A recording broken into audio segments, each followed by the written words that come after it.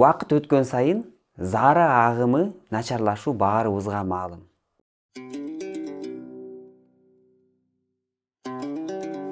Саламатсыздарбы урматтуу көрүүчүлөр, биздин угуучуларыбыз биринчи байлык ден соолук подкастынын көрүүчүлөрү. Биздин коногубуз тажрыйбалуу уролог, андролог, хирург Мусакеев Шайлообек. Кош келиңиздер. Саламатсызбы? Шайлообек мырза, зара агымы эмне үчүн нормалдуу болуш керек? Жана нормалдуу зара агуу деген эмне? Саламатсызбы? Зара агымы нормада жанагы шар агып чыгуусу, андан кийин жанагы напор менен чыгуусу, анан үзгүлтүккө учурабай чыгуусу бул нормалдуу болуп саналат. Андан кийин нормалдуу болбоосу бул жанагы заранын агымы начарлоо, же болбосо напору жок чыгуусу, же болбосо үзгүлтүккө учурап мындай токтоп зара кылуусу болуп саналат. Же болбосо зара учурунда бир кандайдыр дискомфорт пайда болуу же оору, ошол дагы нормалдуу эмес болуп эсептелет. Негизи зара агууга эмне мындай тоскоолдук берет? Негизи зара агымына тоскоолдук берүүчү ошол биздин зара системасындагы оорулар себеп болот. Буга ошол зара түтүкчөлөрүндө таштардын пайда болуусу ошол зара агымын начарлатат. Андан кийин жанагы простата безинин чоңоюусу же болбосо простата безинин аденомасы. Себеби бул зара чыгуучу каналдарды кысып калат дагы, заранын агымын начарлатып же болбосо жанагындай үзгүлтүккө алып келип калышы мүмкүн. Андан кийин гиперактивный мочевой пузырь деп коет. Бул нерв системасына тиешелүү оорулар. Жанагы белде же болбосо жанагы көпчүктө нервтердин ошол именно жанагы товарсыкка кеткен импульс бере турган нервтердин кысылып калуусу. Себеби биздин товарсык зарага толгондон кийин ошол нервтердин жардамы менен жанагы товарсык мындай кысып чыгарганына байланыштуу бизде ошол напор пайда болот. Ошол гиперактивный мочевой пузырьга дагы чалдыгып калган учурларда ушундай заранын агымын начарлайт. Андан кийин жанагы зара түтүкчөсүндө эркектерде семейный бугорок деп коет. Бул уруктук жумурткадан чыгып келип, простата безин аралап өтүп, андан сийдик чыгуучу каналда семейный бугорок деген орган бар. Бул эркек кишиге оргазм берет. Жана жыныстык катнаш учурунда оргазмды ошол семейный бугорок аркылуу алабыз. Ошол жер сийдик каналда жайгашкандыктан инфекциялык сезгенден кийин же болбосо кандайдыр бир бактериялык сезгенден кийин ал размери чоңоюп кетет дагы, зара чыгуучу каналды тосуп калат дагы, заранын агымын начарлатып коет. Андан кийинки себептери бул структура уретра деп коет. Зара чыгуучу каналдын ичкерүүсү. Бул кандайдыр бир инфекциялык сезгенүүдөн кийинки жанагы уретрит оорусунан кийинки зара чыгуучу каналдын ичкерип кетүүсү. Бул дагы ошол зара ушатып жатканда заранын агымын начарлатат. Андан кийин ошол зара жолдорундагы шишиктер. Бул дагы ошол зара агымын тоскоол болот дагы, андан кийин зара чыгуучу каналдарды кысып калат ал дагы. Мен түшүнгөнүм боюнча бул жерде бир гана оору эмес, толгон оорулар себеп болушу мүмкүн экен, Ооба. Жанагы нерв системасында айтып кеттим, ага кошумча жанагы азыркы учурда жаш өткөн сайын бизде сахар оорусу менен, кант диабети менен ооруп келгендер көп. Кант диабети менен ооруган адамдар дагы ошол зара кылып жатканда заранын агымын начарлайт. Себеби дегенде жанагы башында айткандай, нервтер товарсыкка жакшы сигнал бере албай калат дагы, товарсыктын иштөө функциясын дагы азайтып коет. Кээ бир учурларда адамдар ошол простата бези менен, простата безинин аденомасы менен плюс сахар менен ооруп калат. Ошол учурда биз УЗИ тартканда жанагы остаточный моча деп коебуз, ошону калдык кылганда бул сахар менен ооруган адамда дагы простата бези нормада болсо деле калдык кала берет. Себеби товарсык жакшы жыйрылып мындай зараны чыгара албай калат. Андан кийин ошол жанагы простата безинин аденомасы. Ушул экөөнүн дагы мындай диагностикага келгенде мындай аныктап алышыбыз керек. Демек, бул зара чыгуу бул адамдын бир аябай керектүү, ушу зара чыкпай калса көптөгөн мындай кесепеттерге алып келе турган нерсе экен, Демек, зара нормалдуу чыгуу бул аябай маанилүү. Кайсы курактарда ушул илдет кездеше баштайт, көп кездешет? Көбүнчө жанагы жашы 40-тан өткөн мырзаларда простата безинин чоңоюшу же болбосо простата безинин аденомасы көп кездешет. Андан кийин жанагы биз жеп ичкен тамагыбызга да байланыштуу болуп калат. Жанагы зара жолдорунда таштар кайсыл возрастта дагы кээ бир учурларда 5 жаштан 90 жашка чейин кездешип калышы мүмкүн. Алар ошол жанагы зара жолдорунда таштар пайда болуусу дагы бул эми мындай жаш деп айта албайбыз. Ошол бала кезден баштап ошол 90 жашка чейин кездешип калышы мүмкүн. Андан кийин жанагы зара жолунда стректура уретра деп койдук, же болбосо жанагы гипертрофия семейного бугорка деп коебуз. Булар жана жыныстык жол менен жуккан инфекциялардын негизинде кездешет. Эгерде кайсыл учурда бойго жеткенден кийин жыныстык катнаш болуп инфекция жуктуруп алса, кайсыл возрастта кездеше бериши мүмкүн бул. Инфекция жуктурдуңбу, ал лечение албай жүрө берсең, ошол зара чыгуучу каналдардын сезгенүүсүнө алып келет. Жанагындай тараюусуна алып келет. Зара чыгып аткан түтүкчөлөр мындай тар болуп баратканда башында сезбей эле билбей эле жүрө берсе болот экен. Анан кийинирээк ушу күчөп баштаганда өзү дагы биле баштайт экен. Ошондуктан эгерде бул жанагы аденома менен байланыштуу болсо, бул кеч куракта пайда болот, кездешет. А эгерде бул инфекция болсо, анда бул жаш курактарда деле болушу мүмкүн. Мисалы үчүн ар бир ооруда диагностикасы да ар кандай болот эмеспи? Ошо кандай диагноз коесуз, кандай биринчи көрүп эле дароо эле урологко барышабы же биринчи терапевтке барып айтып анан сизге жөнөтүшөбү? Негизи көбүнчө зара агымы начарлап жатканда эле дароо ошол уролог дарыгерине кайрылышат. Кээ бир учурларда жанагы сахар менен ооруп калган учурларда же болбосо травма алып, жанагындай бир жерден кулап түшүп же жанагындай авто ДТПларга учурап калган учурлар болуп калса, ошол учурларда эми дарыгердин кеңеши менен урологко жөнөтүлөт. Эми эле жөнөтүлдү. Эми сиздин приемго келди. Сиз кандай диагноз коесуз? Клиниканы карап эле коюп коесузбу же болбосо өзгөчө бир инструменталдуу изилдөөлөрдү жүргүзөсүзбү? Биринчи ошол бейтап менен сүйлөшүүлөр болот. Анын оорунун тарыхын сурайбыз. Кандай учурдан кийин ушул оору менен жабыркап калды, ошону бейтап менен тактап алгандан кийин анан бизде көбүнчө ошол зара калдыгын аныктоо үчүн биз УЗИге жөнөтөбүз биринчи. УЗИ тартып жатканда биринчи табарсызды толтуруп алып туруп, андан кийин УЗИ көрөт. Андан кийин эмне тоскоол болуп атат, ошону аныктайт. Андан кийин тартып бүткөндөн кийин бейтапты дааратканага жөнөтөт, толук зара кылып кел деп. Бейтап дааратканага барып зара кылып келгенден кийин кайра УЗИ менен көрөт. Көргөндөн кийин ал жерде табарсызда жанагы зара калдыктары калдыбы, калбадыбы, ошол нерсени аныктайбыз биринчи. Андан кийин зара анализдери, анан кошумча анализдер тапшырылат. Кээ бир учурларда жанагы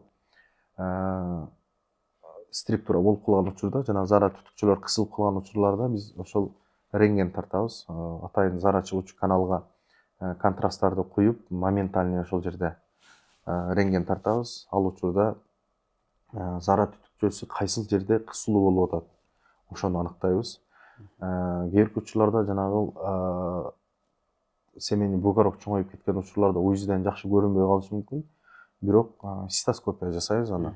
Цистоскопия жасаганда зара чыгуучу канал аркылуу камера менен киребиз. Камера менен киргенде ал жерде зара чыгуучу каналдын ичкерисин дагы байкасак болот. Анан жанагы семейный бугорок деген органды дагы мындай карайбыз. Анан простата безинин аденомасын дагы мындай карасак болот. Цистоскопия бул эң мындай оптималдуу ыкма мындай диагноз коюу үчүн. Түшүнүктүү. Ошондо сиздин иштеген бейтапканада ушу сиз атап кеткен бардык диагностикалык ыкмалар колдонулабы? Биз көбүнчө ошол акыркы методдогу аппараттар болгондуктан биз ошол метод менен колдонобуз. Бизде бардык жогоруда айткан нерселердин бардыгы бар. Түнкүсүн дагы ойгонуп зарага барган адамдар, бул нормалдуу ишпи же бул нормага жатпайбы? Негизи уктаган адам эртең менен турганда гана зара кылыш керек. Бул нормалдуу көрүнүш. Эгерде түн ичинде бир же бир нече жолу дааратканага чыгуу, бул ошо организмдеги бир тоскоолдуктар болуп жатат деген сөз. Эгер андай учур кездеше турган болсо, жанагы түнү уктап жатканда жана таттуу уйкудан ойгонуп ошол дааратканага барып же бир нече жолу барган, бул нормалдуу көрүнүш эмес. Нормалдуу зара кылганда табарыскта зара калдыктары мындай жок калыш керек, калбаш керек. Биз болсо зара кылгандан кийин табарыскта кандайдыр бир өлчөмдө зара калып кетет. Бул зара калып кеткенден кийин жанагы вторичный инфекция пайда болуп калат. Вторичный инфекция жанагы бөйрөктөгү таштардын пайда кылуусун же болбосо табарыштын ички жанагы былжыр челдеринин сезгенүүсүнө алып келип калат. Же болбосо простата безинин бактериялык сезгенүүсүнө алып келип калат. Ошондой нерселерге дуушар болот. Ар бир жолу кичи зарага барганда табарсык толугу менен бошонуш керек экен анда. Ооба. Эгерде толук бошолбой калса, анда ошол ичинде калган калдыктар бат эле толуп, анан кайра эле бат-баттан дааратканага баргысы келет экен, ошон үчүн.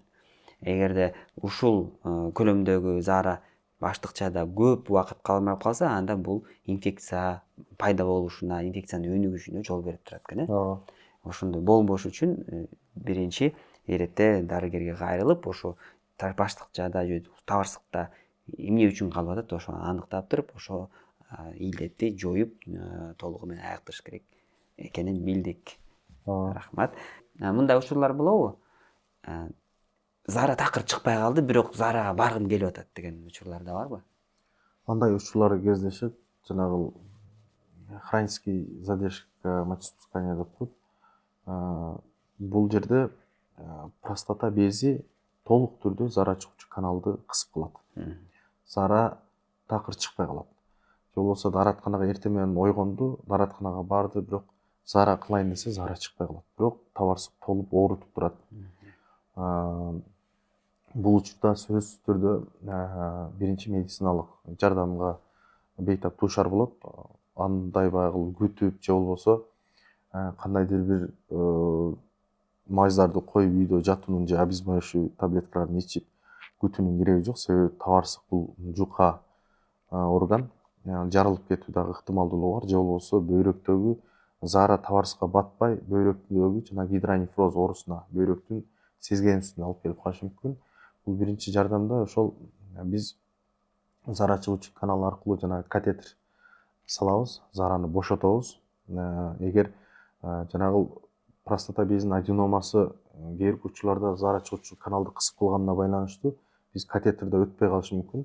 Ал учурда биз киндиктин астынан табарсык тушунан жанагы тешип туруп түтүкчө коебуз. Түтүкчө койгондон кийин биринчи очередь ошол зараны бошотуп алуу, табарсыктан бошотуп алыш керек. Андан кийин баягы причиналарын издеп, диагностика койгондон кийин анан дарылоо ыкмаларын өтөбүз. Авиценна клиникалар тармагы 2000-жылдан бери ден соолугуңуздарга кам көрүп келебиз. Биз бардык медициналык тармактарды алдын алуудан баштап заманбап хирургия чейин бир жерге топтодук. Бишкектин 5 филиалында сизди заманбап жабдыктар күтөт. Компьютердик томография, рентген, гастроскопия, колоноскопия, УЗИ жана ЭКГ. 100дөн ашык жогорку квалификациялуу дарыгерлер сиздин ден соолугуңузга кам көрүүгө даяр. Авиценна клиникалар тармагы ар күнү сиздин жашооңузду жакшыртууга аракет кылабыз. Биринчи байлык – ден соолук. Эгерде адам дарыгерге барбай үйдө эле отура берсе, табарсыгы толуп калса деле чыдап отура берсе, бул жанагы гидронефроз деп атпайсызбы? Гидронефрозго апарат. Гидронефроз эмнеге апарат? Гидронефроз бул жанагы бөйрөктүн ички структурасын, анатомиялык структурасын бузуп коет. Андан кийин анын структурасы бузулгандан кийин ошо бөйрөктүн иштөөсү дагы уже баягы биринчи жардам көрсөтө албай калабыз. Себеби жанагы паренхималары чоңоюп, же болбосо ички майда кан тамырлары жарылыпса, же ички функциясы бузула турган болсо, анда биз ошол бөйрөктү мындай жоготуп алуу коркунучуна алып келиши мүмкүн. Бөйрөктүн дагы функциясы аябай маанилүү, аябай керектүү. Ошондуктан бөйрөктү сактап калыш үчүн жанагы курсакты эле тешип туруп, ошол жердеги зараны чыгара турган бир экстренный мероприятие деп коебуз, ошондо бар экен. Ага. Эгерде андай кылбаса бөйрөккө дагы мындай коркунуч келтириши мүмкүн. Андай бөйрөгү иштебей калса анан кийин уже бөйрөк мындай атайын диализге барганга мажбур болуп калат экен, өмүр бою. Анткени бул бөйрөк бир гана орган, ал кайра жаңылана албайт. Ага. Ошондуктан эч кандай өз алдынча дарылабай, же болбосо чыдабай, ооруганы башталдыбы, же болбосо ооруганын сиз байкап атасызбы көптөн бери, ошондо эле дароо эле дарыгерге барып, ошол себебин аныктап туруп, ошол себебине жараша дарылуу ыкмаларын алып алган эң сонун. Шайлообек мырза, жана сиз аденома деп айтып кеттиңиз, аденома толук түкчөнү кысып салат депчи. Ошо аденоманы байкадыңыз, экстренный жардам бердиңиз. Андан ары ошо аденома менен кантип күрөшөсүз толук айыктырыш үчүн? Биринчи биз жанагы УЗИ жыйынтыгы же керектүү жанагы МРТларды өткөргөндөн кийин, диагностика өткөргөндөн кийин, андан кийин лабораториялык диагностика жасайбыз. Алда биз простата безин спецификалык антигени деп коебуз, ПСА деген анализ. Жалпы ПСА анан жана бош ПСА деп эки бөлүктөн болот. Ошого анализ тапшыртабыз. Ал анализге тапшыргандан кийин, эгер ПСА деңгээли нормадан жогору болуп кетсе, биз аны кээ бир учурларда ПСА деңгээли жогорулап кете турган болсо, зара калдыгынан дагы ошол ПСА деңгээли жогорулап кетет. Кээ бир учурларда жанагы онкологиялык ооруларга себеп болуп калса, простата бези, ошол учурларда да жогорулап кетет.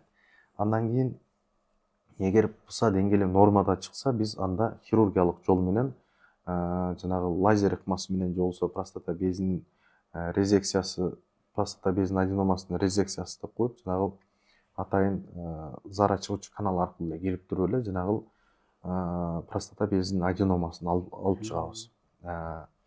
Эгерде ПСА деңгээли жогорулап кете турган болсо, анда биз жанагы биопсия деп коебуз. Простата безинин атайын жанагы простата безине УЗИ датчик менен киребиз дагы. Андан кийин атайын иголкалар бар. Ошону менен простата безинин аденомасынан биз эт алып чыгабыз. Эт алып чыгып туруп, кусок эт алып чыгып туруп, аны гистологияга жөнөтөбүз. Гистологияга жөнөткөндөн кийин, эгер ал онкологиялык оорулар жок болуп калса, андан кийин анан ала беребиз. Эгер онкологиялык оорулар чыгып кала турган болсо, анда биздин онкоурологдор бар. Онкологиялык урологдор андан кийин өзүнүн леченияларын алар өздөрү сунуштайт. Биз ал онкологияга направление кылабыз. Эки түрү бар экен, мындай аденоманын мындай залалдуу эмес шишиги жана залалдуу шишиге же рак деп коебуз. Ошо залалдуу же залалдуу эмеске жараша сиз уже андан ары рекомендацияларыңызды берет экенсиз, дарылайт экенсиз.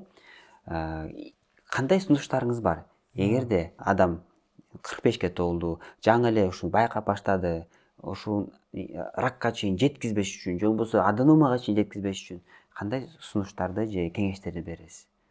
Негизги туура суроо бердиңиз. 35-40 жаштан кийин бардык эле эркектер простата безинин оорулары менен жабыркап келет. Бирок бул симптомдорду жакшы бербегендиктен адамдарга билинбейт. Ошон үчүн адамдар жыл сайын жок дегенде урологиялык текшерүүдөн өтүп туруш керек. Алар кандай? Простата безин текшерип туруш керек. Жанагы ПСА анализин сөзсүз түрдө тапшырып туруш керек. Ошондо гана мындай алдын алсак болот. Андан кийин простата безинин жанагы согун биз атайын тапшырып турабыз 40тан өткөн эркектерге. Ал кайсыл сок? Мен сизге мындай түшүндүрүп берейин. Эркек адамдар возбуждение болгондо, же болбосо кызы менен кол кармашып койсо, же келинчеги менен баягы өбүшүп койсо дагы, баягы эрекция учурунда бизде суюктук чыгып турат. Ошол простата безинин согу. Эгер ошодо бактерия болуп кала турган болсо, ошол бактерияны сөзсүз түрдө лечение кылып туруш керек. Бул бактерия көбүнчө суук учурларда, же болбосо жанагы азыр как раз кыш мезгилинде буттан суу өтүп турганда, бул бактерияны козгоочу бир фактор болуп саналат. Көбүнчө бизге пациенттер кайрылат, мага суу өтүп калды окшойт, тез дааратканага барып калдым, бутум үшүп атат, бутум үшүгөн сайын эле мен дааратканага шашып калам, же болбосо колум жууп атсам эле зара кылгым келет, же суунун шылдыраган үнүн уксам эле зара кылгым келет деп ошол суук учурларда ушул симптомдор менен көп кайрылышат. Бул жерде ошол суук өтүшү бул өтө эле суук өтпөйт деп да эсептесек болот. Бул суук бир ошол бактериянын же инфекциянын козгоочу бир фактор болуп саналат. Андан кийин азыр мисалы 40тан өткөн эркектерде простата безинин чоңоюшу же болбосо простата безинин аденомасы баштала турган болсо, биздин клиникада азыр физиолечениялар болот. Кээ бир учурларда физиолечение керек болуп калат. Кээ бир учурларда жанагы дары дармек менен эле бактерияларды өлтүрүп токтотуп койсок болот. Бул заара калдыгындагы аныктагандан кийин мындай бизге туура диагноз коюуга дагы мындай билинет. Эркектердин гормондору заара чыгуучу каналдарды таралатканга таасир эте алабы? Таасир этет. Бул эмне үчүн жана простата безинин аденомасы байкалат. Көбүнчө простата безинин аденомасы байкалганда бейтаптар менин простатамды алып саласыңарбы? Простатам алынып салса мен кантип жыныстык катнаш кылам, кантип жашайм деген суроолор көп келет да. Бул простата бези ошо алакандын эки жагын элестетсек, бул жерде заара чыгуучу канал элестетебиз. Эмне үчүн жана гормон деп айттыңыз, бизде эркектик гормон тестостерон 30 жашка чейин же 35 жашка чейин баал пикте чейин көтөрүлүп турат. Андан кийин жаш курап түшкөн сайын, жогорулаган сайын жанагы гормондун деңгээли төмөндөп турат. Ошого байланыштуу простата безинин үстүнө эттер, жанагы клеткалык калдыктар простата безинин үстүн жаап, слой болуп жаап кетет дагы. Андан кийин капсула болуп чоңоет дагы. Анан кийин заара чыгуучу каналды кысып калат. Анан биз жанагы простата безин алганда простата бези толук алынбайт. Ошо простата безинин үстүндөгү өсүп калган жансыз клеткаларды биз алып салабыз дагы, простата бези сакталат. Простата бези кайсыл учурда алынат? Онкологиялык залалдуу шишиктер чыгып кала турган болсо, ошол учурда гана простата безин, анан простата безинин аденомасынын общий экөөнүн тең жогу алып салабыз. Толук алынат. Толук алынат. Эми эркектер жөнүндө айттык. Аялдарда дагы ушундай түтүкчөлөр тар болуп калышы мүмкүнбү? Негизи аялдарда түтүкчө тарайуусу мындай чанда кездешет. Себеби дегенде аялдардын табарсыздан кийин заара түтүкчөсү кыска болгондуктан ага жетпейт. Көбүнчө аял кишилер нейрогенный мочевой пузырь деп коет, же болбосо сахар менен оорусу. Бул нерв системасына тиешелүү. Же болбосо грыжа менен ооруп кала турган болсо, же болбосо жанагы инсульт алып кала турган болсо, инсульт именно жанагы табарсызга кеткен нерв сигналдарын жаап калганына байланыштуу жана импульсту толук кандуу бере албай калат. Ошондо аял кишилер да заара кылгандан кийин зааранын калдыгы калып кетет. Же болбосо жанагы тез дааратканага чыгып, же болбосо түн ичинде ойгонуп алып дааратканага чыгуусу дагы бул ошол аял кишилерде да байкалат. Көбүнчө аял кишилер ошол нерв системасына байланыштуу, же болбосо жана сахарга байланыштуу, же кандайдыр бир операциядан кийин, же болбосо авто кырсыкка учурап калса, же бир бийик жерден кулап түшүп кете турган болсо, ошол нерв системасын жабыркатып кала турган болсо дагы ошол аял кишилерде дагы көбүнчө ошол заара калдыктары калып, түн ичинде дааратканага баруусу дагы байкалат. Ошондо аял кишиде дагы болушу мүмкүн, бирок түтүкчөнүн кыска жана жоон болгонунан ал азыраак кездешет экен. Анан аларда көбүнчө нейрогендик сиз айткандай себептер болушу мүмкүн. Шайлоо мырза, сиз жогоруда айтып кеттиңиз, семейный бугорок деп, же болбосо жана заара таштары, жана аденоманы толук бүттүк, анан дагы башка себептер. Ошонун баардыгын бир кыскача кандай дарылоо ыкмаларын айтып кетесизби? Анда заара жолундагы таштар боюнча айтып кетейин. Бул ошол бөйрөктөн башталат. Эгер бөйрөктө таштар пайда болуп туруп, андан кийин бөйрөктөн табарсызга чейин бизде канал бар, мочеточник. Заара чыгуучу түтүкчө болот, мочеточник деп коебуз. ал бөйрөктөн чыга бериште бир мындай кысылуу пайда болот, андан кийин ортосунда кысылуу, анан табарыска кире бериш жеринде бир кысылуу болот. Диаметри 6-7 миллиметрге чейин болот. Эгер таш кээ бир учурларда 3, 4, 5 миллиметрдеги таштар бөйрөктөн зара аркылуу зара менен кош агып келип туруп, мочеточтун жанагындай тосуп калышы мүмкүн. Ошол учурда жана бөйрөк жанагы чоңоюп гидронефроз оорусуна алып келип калат да. Bunday учурда биз көбүнчө компьютерный томография жасайбыз. Андан кийин зара таштын жанагы плотностун көрөбүз. Эгер плотносту 800гө чейин болуп кала турган болсо, азыр биздин клиникада жана дистанционный литотрипсия деп коет. Бөйрөк тушка коюп туруп эле, ошол тушка датчикти коюп туруп эле аралыктан эле ташты талкалап жок кылып берсек болот. Эгер бөйрөктө болсо, табарсыкта болсо, же болбосо ушу мочеточникте болуп кала турган болсо, ошентип эле талкалап наркоз бербей эле, же болбосо кандайдыр бир кошумча ыкмалар колдонбой эле ошол менен алып койсок болот. Эгерде плотносту 1000ден жогору болуп, 1300дөн жогору болуп кете турган болсо, анда биз жанагы лазер менен зара чыгуучу канал аркылуу кирип, лазер менен талкаласак болот. Же болбосо бөйрөктө ичинде жайгашып калса, жана верхний чашкада, нижнийде, среднийде жайгашып калса, анда бөйрөк туштан эле жанагы ручканын көлөмүндө эле канал менен кирип туруп эле, ошол жерден лазер менен эле талкалап чыгып койсок болот. Кайсыл жерде кандай жайгашкан болсо, ошого жараша ыкмалары бар. Анан таштын жана катуулугуна дагы, анан составына дагы жараша ыкмалар бар. Андан кийин семейный бугорок. Семейный бугорок чоңоюп кетсе, биз биринчи диагностика жасап атканда цистоскопия менен камера аркылуу каналдын ичине киребиз. Киргенден кийин семейный бугорок канчалык деңгээлде зара чыгуучу каналды жаап атат, канчалык деңгээлде заранын чыгуусуна тоскоол болуп атат, ошого карайбыз. Бул жерде эки баягы важный нюанс бар да. Эгер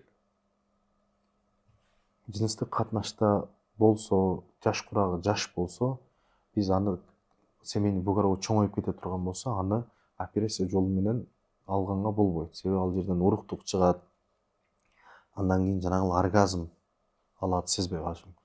Эгер жашы бир 70-80 болуп калса, эгер ошол жер чоңоюп кете турган болсо, анда пациент менен, бейтап менен кеңешип, сизге азыр жыныстык катнаш маанилүүбү, маанилүү эмеспи, ошол нерсени сурап туруп, андан кийин жанагы хирургиялык жол менен лазер менен эле, же болбосо жанагы трансуретральный резекция деп коет, ошол аркылуу эле алып койсок болот.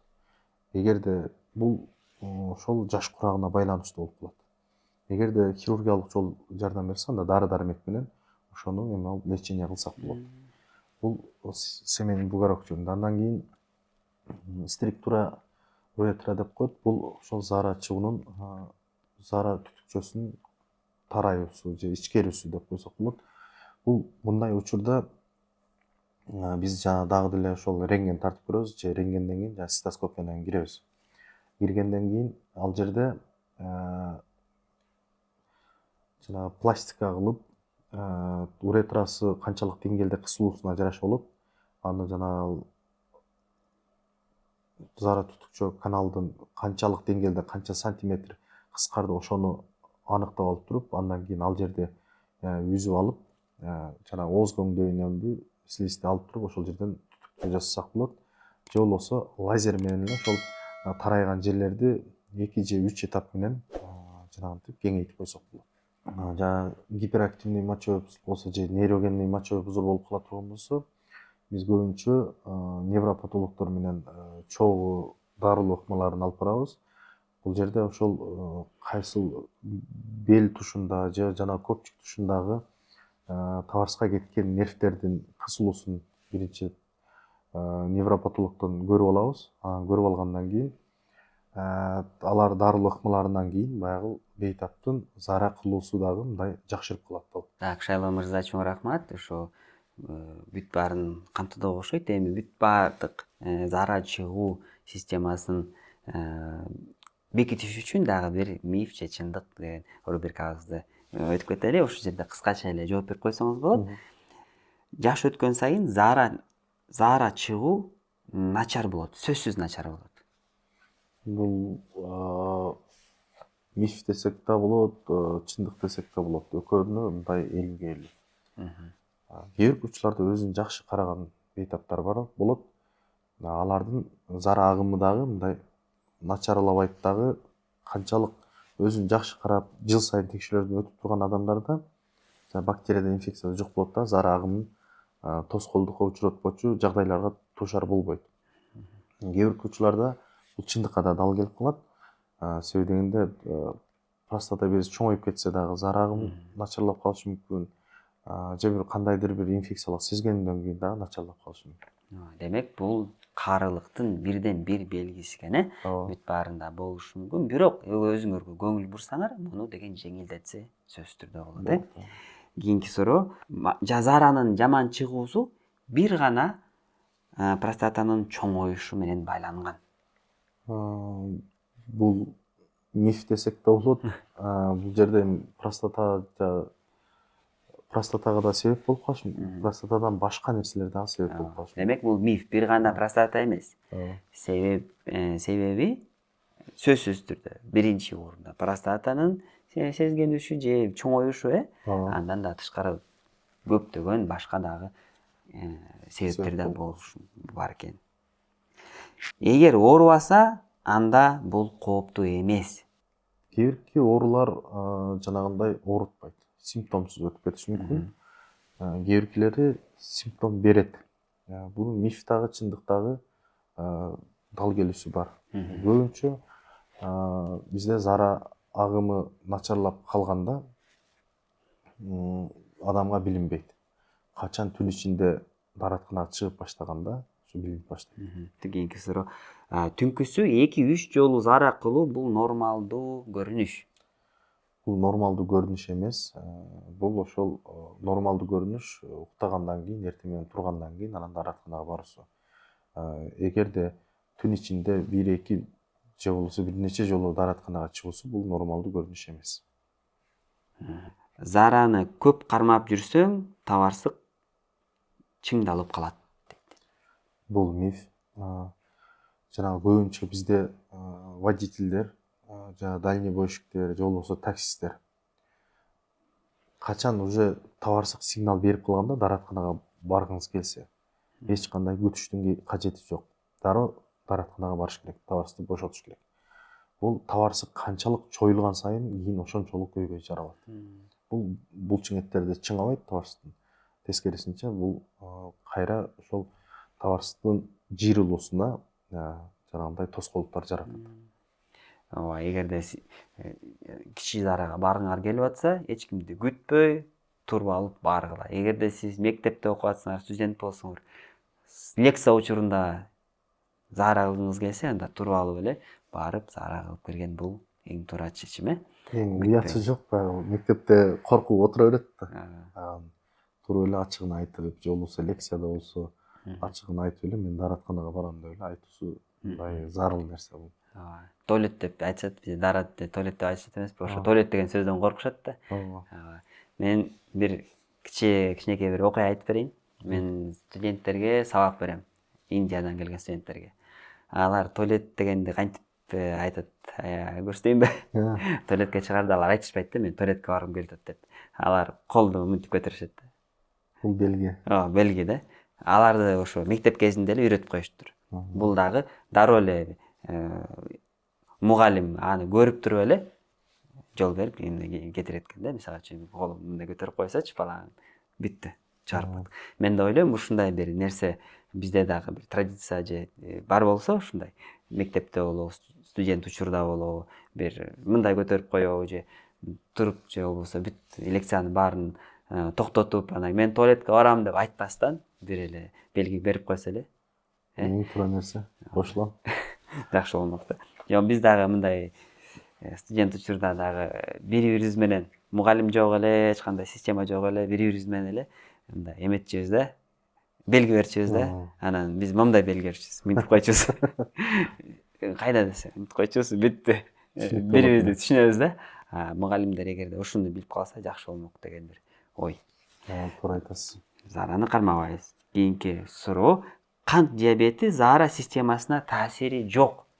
Бул миф. Кант диабети сөзсүз түрдө зара агымын начарлатат. Бул көбүнчө ошол нерв системасын жабыркатат. Эгерде сизде кант диабети бар болсо, анда сиз күтпөңүз качан заарам токтоп калат же болбосо заара азайып калат. Эчтеке боло электе эле дароо эле урологко, эндокринологко баргандай эле урологко барып көрүнүп турушуңуз керек, Сөзсүз түрдө. Анткени кант диабеттүү учурда ошо нерв системасы үчүн мындай сиз сезимдерди жоготуп каласыңар. Сезимталдык азайып калат, Азайып калат. Катетер койгондон кийин заара чыгышы өз калыбына келет. Дарыгердин кереги жок. Бул жерде мындай түшүндүрүп берсек болот. Кээ бир учурларда катетерди эмне үчүн коюлат? Киндиктен ылдый жасалуучу операциялар болуп калат. Көбүнчө жанагы травматологдор, хирургдар же болбосо урологдор белден наркоз берилет. Берилгенден кийин, операция бүткөндөн кийин сөзсүз түрдө катетер салабыз. Себеби табарсык өз алдынча иштей албай калат. Мындайча айтканда, нерв импульстарын блокировка кылып калат дагы. Андан кийин жанагы табарсык толо бериши мүмкүн, бирок чыга албай калат. Ошол учурда коюлат. Андан кийин наркоз тарап, бут сезимдери сезгенден кийин биз катетерди алабыз. Алгандан кийин дарыгердин жардамы керек болуп калат бул учурда. Себеби нерв системасы ошол импульстарды жай өткөргөнүнө байланыштуу жанагы табарсык өзү мындай жыйрылып табарсык чыгара албай калышы мүмкүн. Ошол учурда керектүү дарыларын же болбосо уколдорун жасап коюш керек. Андан кийин мындай заара чыгып атабы көзөмөлдөп туруш керек дарыгер. Суу аз ичсең, заара көйгөйлөрү азаят. Бул миф. Суу канчалык аз ичкен сайын бул жанагы бөйрөктүн фильтрациясына дагы мындай тоскоолдук жаратып калышы мүмкүн да. Ал суу канчалык күнүнө нормада 2 литр, 2,5-3 литрге чейин ичүү бул нормалдуу көрүнүш. Буну баягы сразу эле 2 литрди бир ирүү деген эмес. Бул эртең менен ойгонгондон баштап жатканга чейин аз көлөмдө болсо дагы ичип туруу бул нормалдуу нерсе. Аз ичүү бул наоборот организмге кыйынчылык жаратып турат. Заара толук чыкпай калган сезим кооптуу белги эмес. Бул заара толук чыкпай калуу кооп сезим эмес деген бул миф. Бул жерде заара толук чыгып туруу керек.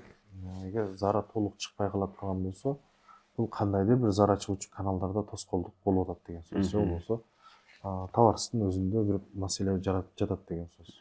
Албетте, бул миф. Бул кооптуу белги, Инфекция болгондо сөзсүз оору болот. Көбүнчө эркектерде инфекция жугузуп алгандан кийин заара чыгуучу каналдардын ачышуусу, кычышуусу же болбосо ириң сыяктуу жанагындай бөлүнүүлөрдүн байкашат. Бул эгер андай болсо, дарыгерге кайрылуусу зарыл. Кээде андай белгилер деле жок болуп калышы мүмкүн, бирок инфекция чыгып калышы мүмкүн. Ошондуктан бул миф сөзсүз түрдө оору болбойт. То есть сөзсүз 100% оору болбойт, Оору бар болушу мүмкүн, дискомфорт бар болушу мүмкүн, же ачышуу, кычышуу бар болушу мүмкүн, бирок инфекция бар болушу мүмкүн. Ошондуктан сиз өзүңүзгө, өзүңүздүн жолдошуңузга кооптуу учур жаратасыз, Ошондуктан текшерип, дарылап туруш керек. Простата операциясынан кийин эркек функциясы сөзсүз бузулат. Простата безинин аденомасынан кийин деле болсо мындай. Бул жерде эрекцияга таасир берүүчү нерселер бар. Буну кандай түшүндүрүп берсем? Биз простата безинин аденомасы менен ооруган бейтаптарда атайын ошол эрекцияңыз кандай, жыныстык мүчөңүз кандай иштейт, жыныстык катнаш кандай болуп турат деп сурайбыз. Көп учурда ошол жыныстык катнаш айына болсо бир жолу болуп калышы мүмкүн, же 2 жолу болуп калышы мүмкүн деп айтышат. Бирок биз жанагы простата безинин аденомасын алгандан кийин бейтаптардан сурайбыз, кандай болуп калды, өзүңүз кандай сезип атасыз, эрекцияңыз кандай болуп калды десем, мен жумасына 2 же 3 жолу катнаш болуп калды, жакшы туруп атат деген сөздөрдү айтып калат. Себеби дегенде жанагы простата безинин үстүндө эттер өсүп чоңоет дагы жанагы кан айлануу системасын кысып калат, кан тамырларды кысып калганына байланыштуу эрекция начарлап калат. Операциядан кийин наоборот кайра улучшение болот. Ошол простата безиндеги кан тамырлардын дагы кандардын айлануусундагы кан тамырлардын кайра мындай жонорусу, кеңейүүсү дагы байкалат дагы, кандын агымы жыныстык мүчөгө жакшы келгенине байланыштуу ал жакшы результат берет. Аялдарда зара агуу көйгөй такыр болбойт. Негизи аялдарда зара агуу көйгөйү болот. Такыр болбойт дегенге кошулбайм, бул миф. Жана жогоруда айтып кеткендей эле, бул аял кишилерде көбүнчө нерв системасына байланыштуу. Акыркы суроо, зара агуу илдети дарыланбаса бөйрөккө таасир этет. Бул туура.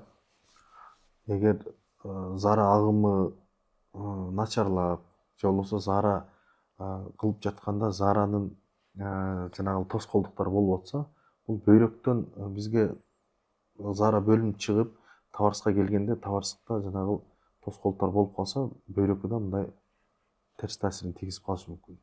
Кээ бир учурларда терс таасирин тийгизбейт, ал кандай? Заранын калдыгы табарыскта аз өлчөмдө эле калып калса, ошол учурда бөйрөк эч кандай тоскоолдук жаралбайт. Эгер зарада, например, УЗИ тартып атканда 400-500 мл зара болсо, анан 100 мл эле чыгып туруп, 400 калып кеткен учурда, бул бөйрөктөн келген зара батпай калышы мүмкүн дагы, ошол дагы гидронефрозго алып келип калышы мүмкүн. Чоң рахмат Шалибек мырза, баардык сурообузга жооп бердиңиз. Эгерде дагы сиздин өзүңүздүн жеке бейтаптарга өзүңүздүн кайрылууңуз бар болсо, анда камерага айтып кетсеңиз болот. Саламатсыздарбы?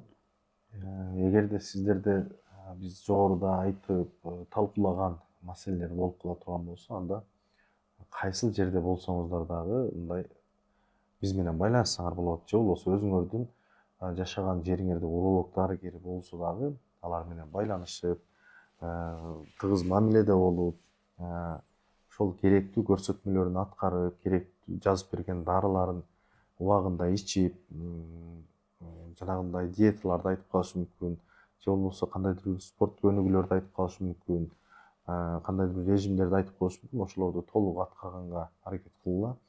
Андан кийин жанагы бөйрөктүн оорулары болуп калса, же болбосо простата безинин оорулары же простата безинин аденомасынын оорулары байкала турган болсо, анда бизге кайрылсаңар болот. Биздин клиникада дары дармек менен же физикалык жанагы физиотерапия менен, же болбосо лазердик ыкма менен, же болбосо баягы ачык хирургия, открытый хирургия деп коебуз. Ошондой менен дагы мындай кайсыл түрү болсо дагы урологиялык биринчи жардамдарды көрсөткөнгө аракет кылабыз. Чоң рахмат. Айта кетмекчи, биздин негизги демөөрчүбүз Авиценна клиникасы. Авиценна клиникасы ушул долбоорду башынан баштап колдоп келет. Сиз дагы ушул Авиценна клиникасында иштериңизди билебиз. Анан эгерде сиздин жеке уролог биздин дарыгерге сурооңуз бар болсо, жеке баракчасына да айрылсаңыздар болот. Эгерде сиз Кыргызстанда эмес, башка өлкөдө жашап, мындай жеке бетме бет көрүшө албай турган болсоңуз, анда онлайн консультациясы дагы болот. Ошондуктан тартынбай, ылдый жагында комментарийге да жазсаңыз болот, жеке баракчасына да жазсаңыз болот. Ошондуктан бүт жолдор ачык. Эгерде сиз Бишкекте турсаңыз, өзү менен бетме бет көрүшөм десеңиз, анда биздин клиникага дароо эле келсеңиздер болот. Сизге чоң рахмат аягына чейин көргөнүңүзгө. Ушул тема сизге жана жакындарыңызга маанилүү болсо, же тиешеси бар болсо, анда аларга дагы бөлүшүп коюңуз. Рахмат. Биринчи байлык, ден соолук.